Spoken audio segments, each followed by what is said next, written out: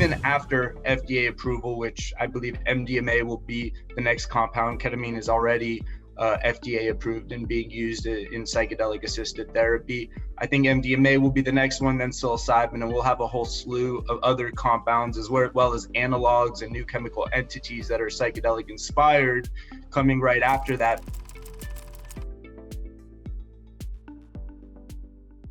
Hi, and welcome to Behind the Wall at Investor Place. I'm your host, Joanna Macris, and today we are back talking about investing in psychedelics. Despite being an industry in the very, very early stages, we are seeing a tremendous influx of capital into this space. At the same time, the need for more effective mental health treatments is very clear, with more than 2/3 of Americans with mental health problems reporting that their condition has actually worsened during the course of the COVID-19 pandemic. Pharmaceutical companies are looking for new ways to address these concerns. So the question many of us are asking as investors is, given the need for more effective mental health treatments, the evolving legislation and regulation in this space, and what looks like to be an increasingly positive public opinion, is now the time to begin investing in psychedelic stocks. And here to talk to us about the state of the industry and what's going on is Dustin Robinson, founder of venture capital firm Iter Investments, which is very much focused on this space. So hi, Dustin, welcome. Thank you so much for having me. Happy to be here. Awesome. So let's start with, how widespread do you think clinical psychedelics can be? Are they going to be comparable to the medications we know as household names, or are they going to be something that's more for a side crowd? Yeah, well, I think, I was just watching a presentation that Rick Doblin was on, and he said that the FDA responds to data, people respond to stories. And I think that's absolutely true. And kind of taking it a step further, I think the FDA and institutions respond to data, people respond to stories. So as these compounds move through FDA clinical trials and the research proves out, which, they've already, MDMA and psilocybin have been designated as breakthrough therapies. MDMA is in phase 3 clinical trials, psilocybin's in phase 2 clinical trials. They've already proven out safety. That's what phase 1 is all about. As these compounds move through FDA clinical trials and eventually get approved, I think you're going to see society and people being much more open. But I also think there's going to be a need to really educate the public and the insurance companies. So that's why I said, institutions and the FDA respond to data. I think, institutions like large insurance carriers will respond to that data. And I think it's important that we start lobbying these insurance companies now. I've spent a lot of time talking to insurance companies. So even after FDA approval, which I believe MDMA will be the next compound, ketamine is already FDA approved and being used in psychedelic-assisted therapy.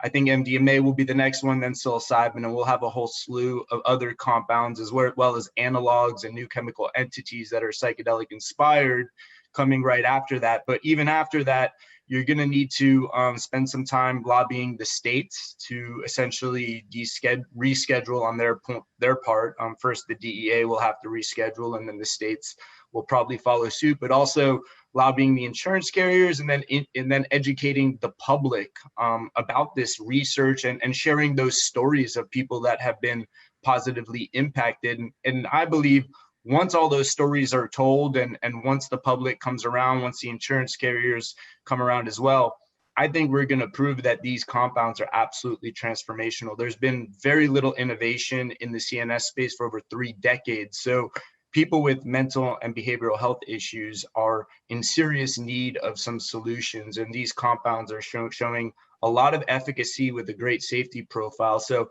it's my expectation that these will be extremely widespread. It just may take some time. That's really going to come with education and really lobbying insurance companies, states, and educating the public. Yeah, I think a lot of investors are watching the state of the rollout of the cannabis industry. And so I'm wondering, to what extent do you see psychedelics as following a similar trajectory, or how might they be different? Yeah, I get that question a lot from investors about, how is this similar to cannabis? Obviously, it's similar to the extent that these are both Schedule I compounds on the Controlled Substances Act. So cannabis, MDMA, psilocybin, LSD, all these compounds are Schedule I. that's about the extent of the similarities. Really, the main distinction is that I believe cannabis, when all the dust is settled, it is mainly driven by its recreational and adult use. Yes, we've kind of had a medical market, but that was really just a pretext to get recreational adult use. And you see that in the States. As soon as they pass medical, the next thing they're looking to pass is recreational adult use. And I think that's really where we're moving on the cannabis side, really just full access. People should have the right to access these plants. In contrast, on the psychedelic side, it's really mainly driven by the science and the pharmaceutical approach. And I believe that when all the dust settles in the psychedelic side, I think a very large part of the market is mainly going to be pharmaceutical and biotech. There will be, I think, a relatively small size market for, kind of, I guess you call it spiritual or entheogenic use that will probably go through states and cities decriminalizing and legalizing. But I think that's the main distinction, that the cannabis is mainly driven by that recreational use, whereas the psychedelic space is really mainly driven by that pharmaceutical use of those compounds. Okay. I think a big question many of us have is, what does psychedelic treatment look like in real life? Does your doctor prescribe you a prescription and say, take 25 milligrams of psilocybin like you would an antidepressant? So is it the same or different, or how do you see it looking in real life? Yeah, I mean, right now it's rolling out very differently. In current psychiatric space right now, if you're getting one of these SSRIs or benzos, you go see a psychiatrist, they write you a prescription, you go to the pharmacy, you go home, you take it, you come and see your psychiatrist a couple months later, let them know how you're doing. Under this paradigm, what's happening under the FDA is that they're requiring REMS for both the MDMA and psilocybin clinical trials. REMS stand for risk evaluation mitigation strategies. And what they're requiring is that these compounds are actually administered at a facility. So really what you're going to see is that it's not just MDMA being approved, it's MDMA psychedelic-assisted therapy that's being approved. So it's the compound in conjunction with very specific protocols that will be administered at a particular clinic. And even on the state legalization side, a lot of people don't realize, Oregon passed Measure 109, but even under that legal framework, they are requiring that the compounds are being administered at what they're calling licensed service centers. So essentially the way we're seeing this industry roll out is these compounds being administered at clinics. There are we're talking to several companies that are also pursuing drug development on the microdosing side.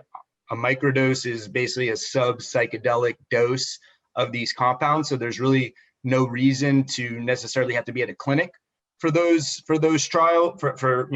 administering those compounds. So I do believe in the future we'll probably see first these compounds in macro doses being administered at clinics, but then I think they're going to start proving out microdosing, which will likely be able to be consumed at their home, and will start to look a little bit more like the current model that we have today.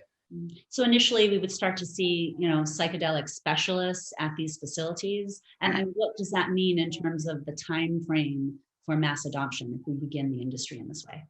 Yeah, absolutely. The best place to look is, like I said, phase 3 clinical trials for MDMA for PTSD, which MAPS is the sponsor. And the way that REM is structured is that you'll need to have the sites certified, but you'll also need to have the therapists certified as well. So there's going to be a huge bottleneck with respect to training therapists on these protocols, right? These therapists, when they went to school, they didn't go to school and learn psychedelic assisted therapy. That really wasn't a thing. And hopefully in the future, that will be a thing in the education for therapists and psychiatrists, but that wasn't a thing when they were in school. So we're going to need to get these therapists certified. And quite frankly, I think that's going to be one of the bigger bottlenecks is, number one, getting these psychiatrists on board and open to the idea of psychedelic assisted therapy, then getting them trained, then opening up actual physical locations that are conducive for this type of therapy. The normal white walls, white coats type of clinical model, quite frankly, I don't think is going to be what we want in this psychedelic assisted therapy space. So you're not only looking to train the therapist, but you're also looking to build out kind of a new infrastructure from a clinical perspective to administer and deliver these compounds. How significant is the decriminalization of magic mushrooms in places like Oregon and DC in terms of the fight for broader legal adoption? In the late 2000s, we saw states like Colorado and California adopt marijuana very early, long before it became a meaningful industry. So what are your thoughts there? Yeah, so in addition to my venture capital firm, I actually have a nonprofit I founded at the end of 2019 called Mr. Psychedelic Law that's focused on legal reform at a city and state level. So we've actually drafted several resolutions for decriminalization. We've also drafted bills for legalization. We filed a bill last legislative session in Florida. We're actually filing a new bill in this next legislative session. But ultimately, decriminalization is spreading very, very quickly. You had Denver really start out, then you had Santa Fe, Oakland, or Santa Cruz, Oakland, Ann Arbor, a couple cities in Massachusetts, DC, Oregon through Measure 110. So there's been a kind of the decrim is spreading like wildfire. Now, legalization, in my mind, is very important to be done in conjunction with decriminalization. Legalization is creating the container, the commercialized container for delivering these medicines. So I'm very passionate about, broad access and giving people these compounds and the ability to explore their own mind, whether or not they have a particular diagnosed indication.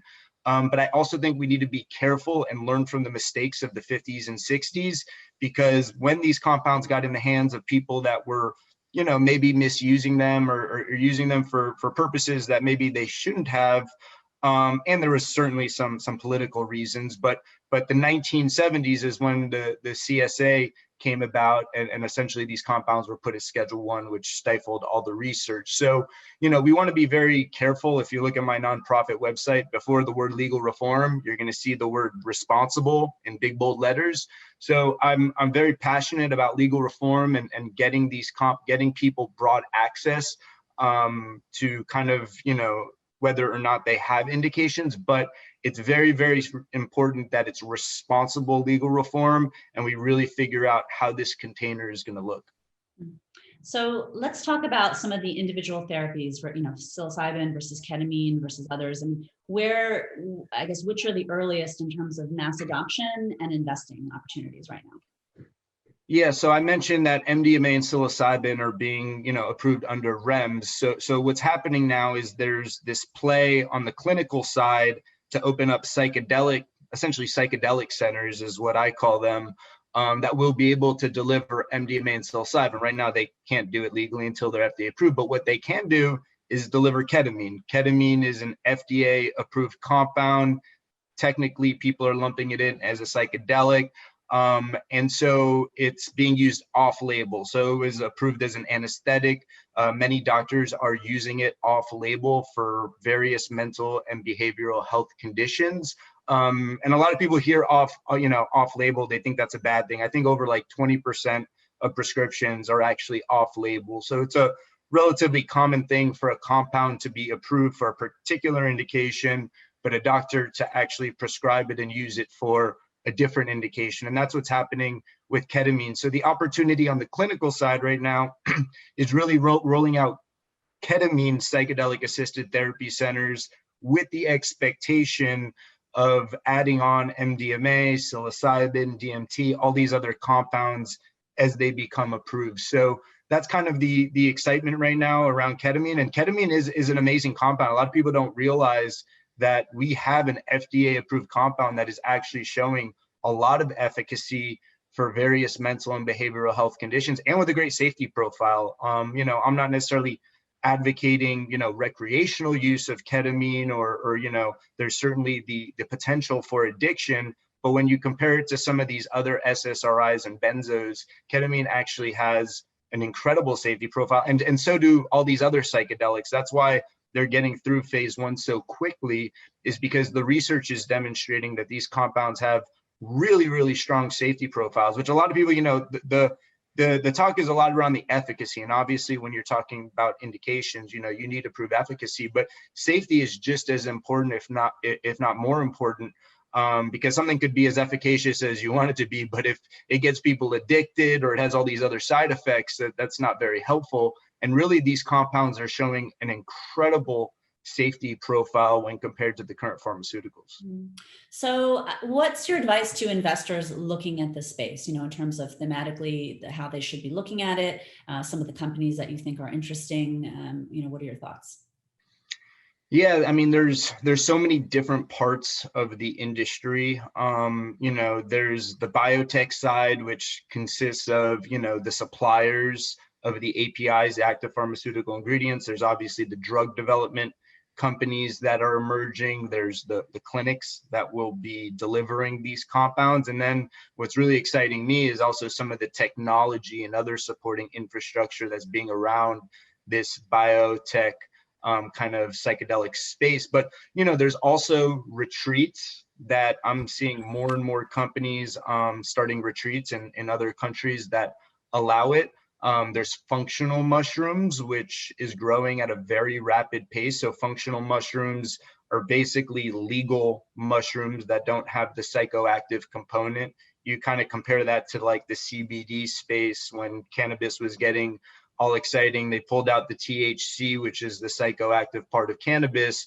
And there was this big kind of dietary supplement market for, hemp extract or CBD or some of these other minor cannabinoids that aren't psychoactive. Same thing's happening on the functional mushroom side. Lots of different companies are kind of emerging around that concept. There's also a lot of media plays. Our fund actually has incubated a project where we're essentially rolling up some different media assets, because our thesis around that is that psychedelics are becoming more and more accepted and more mainstream. So there's going to be an incredibly large audience, I believe, around psychedelics, whether you're a therapist wanting to learn more about it, you're a patient or consumer wanting to learn more about it, you're an investor wanting to learn more about it, which is probably the reason people are tuning in today, right? So there's this huge audience and a lot of excitement and people wanting to build community around this. So that's kind of another aspect. So I think really from an investor's perspective, you got to figure out, where along that value chain you have conviction. Certainly our fund has, we have very specific thesis in number one, which parts of those value chains we want to invest. And then we have very specific thesis within that value chain portion, what kind of model. For example, on the clinical side, we have a very specific type of clinical model that we're looking for when we look to invest in some of these different clinics. So you got to decide that. And then number two would be deciding what type of instrument you want to invest. Do you want to be a direct investor? Do you want to invest in ETFs? Do you want to invest in venture capital funds? I will tell you right now, there's a lot of complexity when our venture, we have a deep team of lawyers, doctors, scientists on our team. I personally wouldn't be able to diligence these companies on my own. I'm an attorney, I'm a CPA, I've represented investors, I've represented companies, but I do not have the tools, and I don't think any one individual has the tools to properly diligence these companies. So that's where direct investment for some of these investors, even if they're getting good deal flow, is very, very challenging. And in my opinion, it makes more sense to deploy capital into kind of a fund of some sort that would be able to properly diligence and pick out the winners of the industry. And there's also ETFs, but if you look at how the ETFs have been performing, they haven't been performing very well. So that's another option, is the ETFs. And some of the ETFs aren't straight psychedelic plays. Most of the psychedelic ETFs right now have also several cannabis companies. It's kind of a mixed bag. So it's not necessarily a great indicator on the psychedelic market. But those are kind of in general what your options are as an investor. Is there, or maybe it's too early, but is there some piece of this value chain that you can identify right now as like the fastest growing or the highest margin? Is there some sort of sweet spot in the ecosystem right now? Yeah, I mean, right now, drug development is where you're seeing the biggest value creation. You look at the highest market caps of companies are drug development, Compass Pathway, phase 2 clinical trials for psilocybin for treatment-resistant depression. MindMed, they've got various clinical trials going on. Atai, various different clinical trials going on.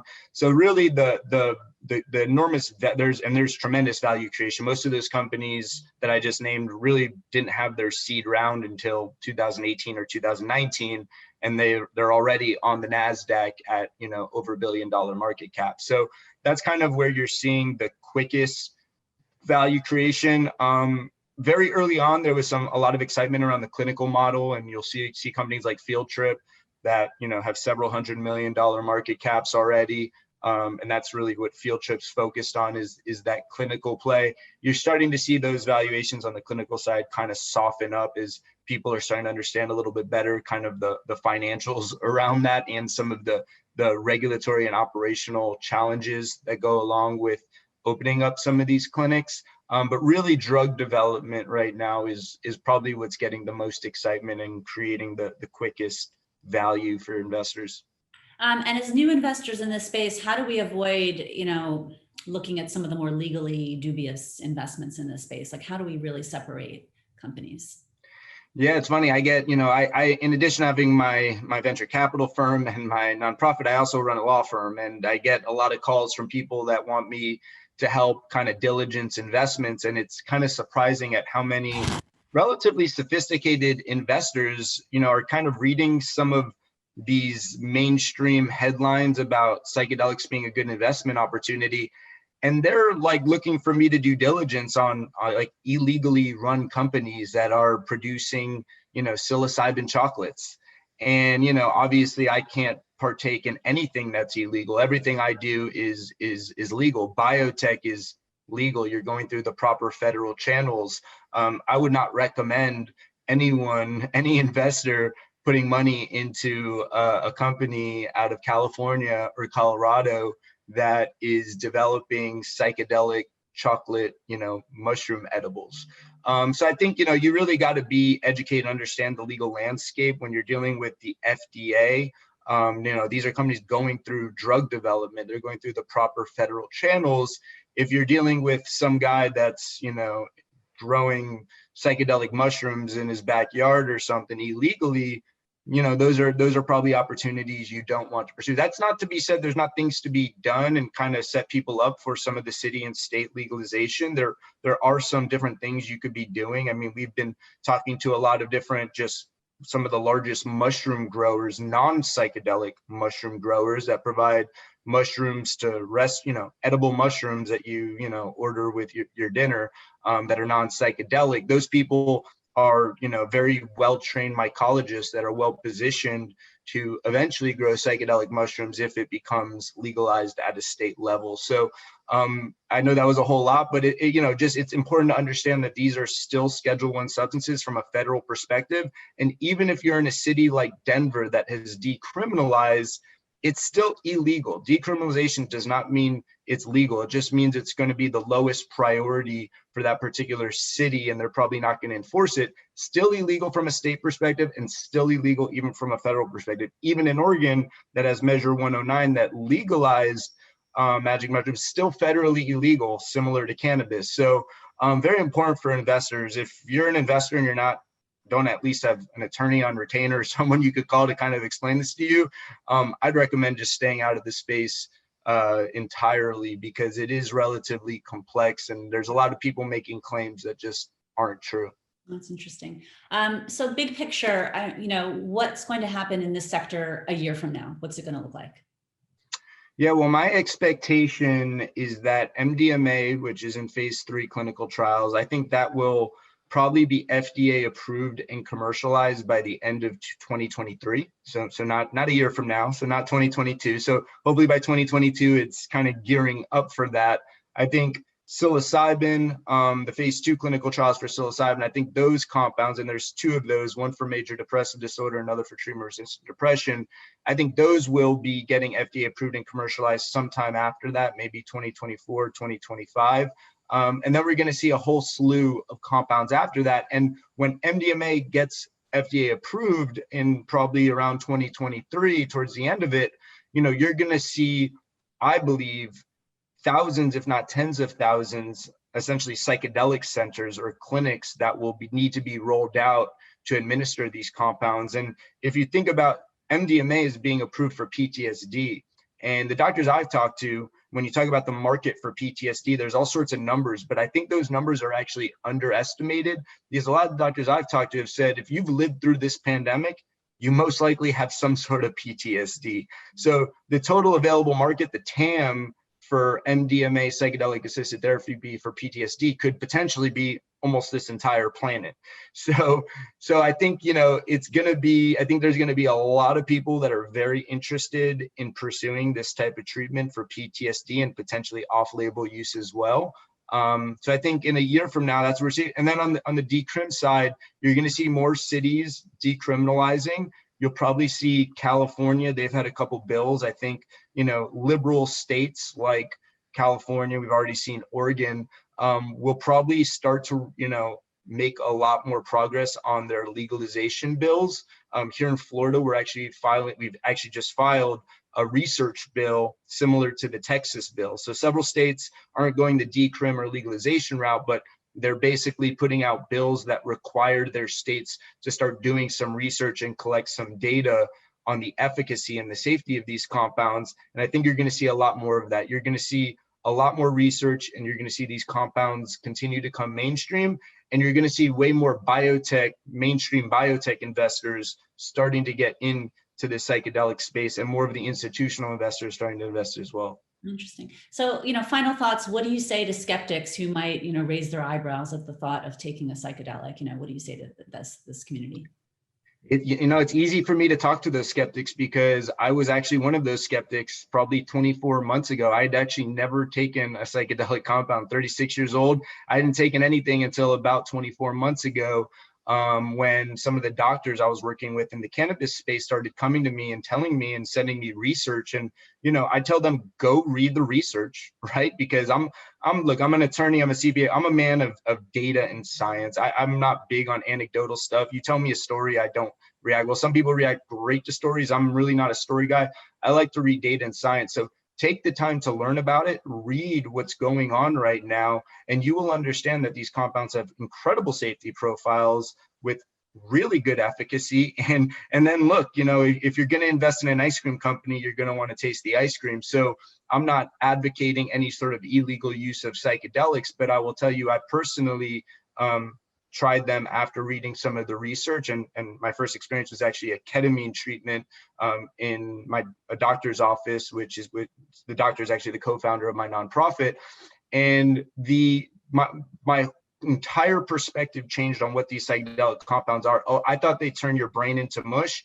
Quite the opposite. These were mind expanding, and you're actually opening up neural pathways and building dendrites, and you feel parts of your brain talking to one another that don't normally talk to each other. So, go out there, do your research, legally, try these compounds potentially. You could also try these compounds at retreats in other countries legally.